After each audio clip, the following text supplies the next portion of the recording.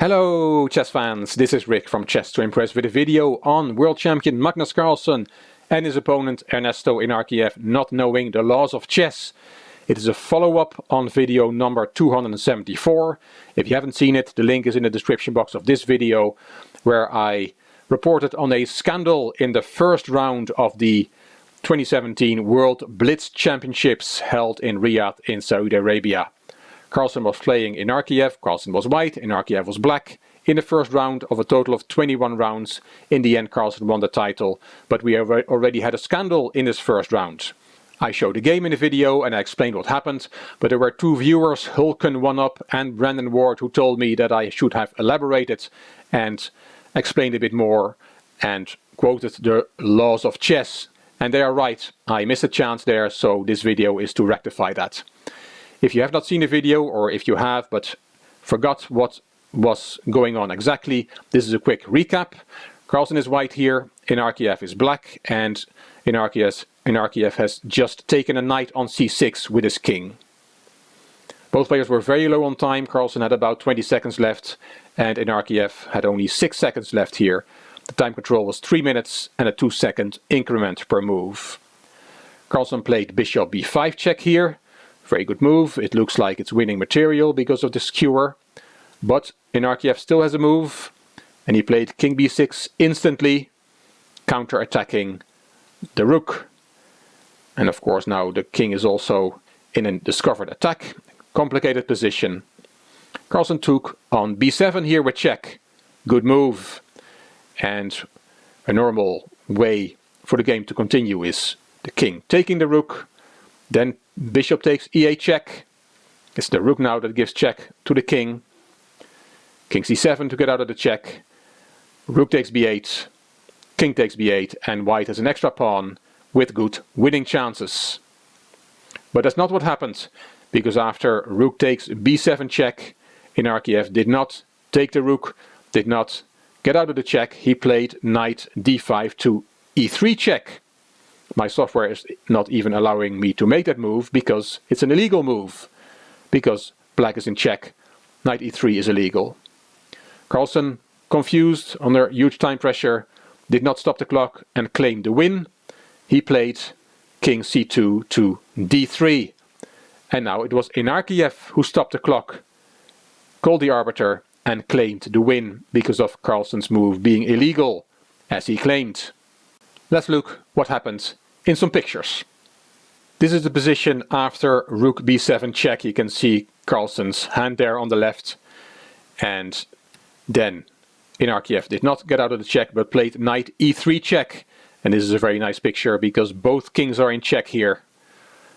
Then Carlsen played king d3. And you can see Inarkiev's thumb there on the clock, stopping the clock, calling the arbiter, claiming the win because of Carlsen's move being illegal.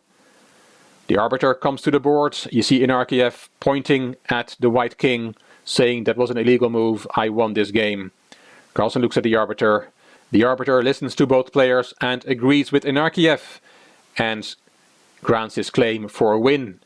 And Carlsen, distraught, puts his head in his hand, but sportingly shakes Inarkiev's hand in resignation. But then chief arbiter Takis Nikolopoulos steps in and shows Inarkiev the relevant articles of the laws of chess, and in particular these two articles, A.4.2 and A.4.4, and I highlighted the relevant part there in red. A.4.2 talks about if the opponent does not claim, and that's what Carlsen didn't do. He did not claim when Inarkiev made his illegal move, knight e3, and the arbiter does not intervene, that didn't happen either, then the illegal move shall stand and the game shall continue.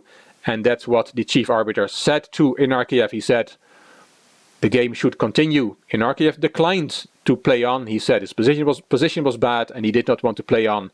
And then Nikolopoulos awarded the win to Magnus Carlsen. He also pointed out A.4.4, which deals with when both kings are in check, and that article says that you have to wait, the arbiter has to wait until the next move is completed, and if then an illegal position is still on the board, then he shall declare the game drawn. Well, there was no longer an illegal position on the board, and as Nikolopoulos said in his interview, Carlsen's move, King d3, was not illegal. It was a legal move because after he had made a move, the position on the board was a legal position. Only one king was in check. So the sequence was as follows. Inarkiev made an illegal move, knight e3 because he was in check, but Carlsen did not claim it, and there was no arbiter that intervened, so the illegal move stood and the game went on. Carlsen played King d3, which is a perfectly legal move, because after that move was played, the position was not illegal. It was black again being in check. Then Inarkiev stopped the clock, claiming Carlsen's move was illegal, which was wrong. The game should have gone on, but Inarkiev declined to play on, and that's why the arbiter then gave the point to Carlsen. Inarkiev appealed to the appeal committee, but the appeal was declined, and the result stood, and Carlsen went on to win the tournament. And the chief arbiter was interviewed, explained everything, and concluded his interview by saying that he was going to organize an online seminar for the top chess players to educate them on the laws of chess. Hope you enjoyed this video. It was a bit different than usual, not too many chess moves this time, but more on the laws of our beautiful game. If you enjoyed the video, it would be great if you could give it a thumbs up. It would be great if you could subscribe to the Chess to Impress channel, and I'm always looking forward to seeing your comments. You also may want to check out my Chess to Progress channel. The link is in the description box. This is Rick for Chess to Impress. Thank you for watching.